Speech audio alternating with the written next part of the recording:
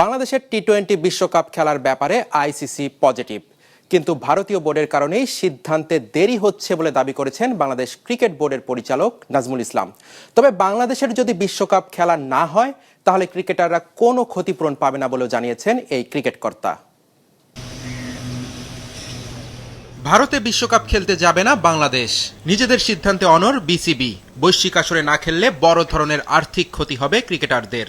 তবে লিটন দাসদের কোনো ধরনের ক্ষতিপূরণ দিবে না বোর্ড। দীর্ঘদিন ক্রিকেট খেললেও দেশের জন্য কোনো শিরোপা জিততে না পারায় ক্রিকেটারদের কাছে বিশ্বকাপ বিষয়ে কোনো সিদ্ধান্ত জানার প্রয়োজন মনে করেন না বিসিবি পরিচালক নাজমুল ইসলাম। আমরা যে ওদের পিছিয়ে এত খরচ করতেছি, বিভিন্ন জায়গায় গিয়ে ওরা কিছুই করতে পারতেছে না। আজ পর্যন্ত আমরা একটা বৈশ্বিক আনতে পারছি? কোনো একটা জায়গায় আমরা কতটুকু কি করতে পারছি? আমরা তাহলে তো প্রত্যেকবারই আমরা বলতে পারি যে তোমরা খেলতে পারো না, তোমাদের পিছিয়ে যা খরচ করছি এটার তোমরা এবার তোমাদের কাছ থেকে আমরা নিতে থাকি, ফেরত দাও। এটা ক্রিকেটারদের সিদ্ধান্তের বিষয়ে। বিশ্বকাপে স্কোয়াড কাউকে জিজ্ঞেস করে স্কোয়াড তৈরি করা হয় না। যেই স্কোয়াড ফাইনালাইজ হবে সেই স্কোয়াডই বিশ্বকাপে যাবে। বিশ্বকাপ নিয়ে বোর্ডে সরকারি হস্তক্ষেপ হচ্ছে না। তামিমকে ভারতের দালাল বলায় অনুতপ্ত নন নাজমুল। বিশ্বকাপ খেলা হোক কিংবা না হোক বিসিবির কোনো ক্ষতি নেই। ক্রিকেট বোর্ডের কোনো ক্ষতি হবে না, ক্রিকেটারদের ক্ষতি হবে।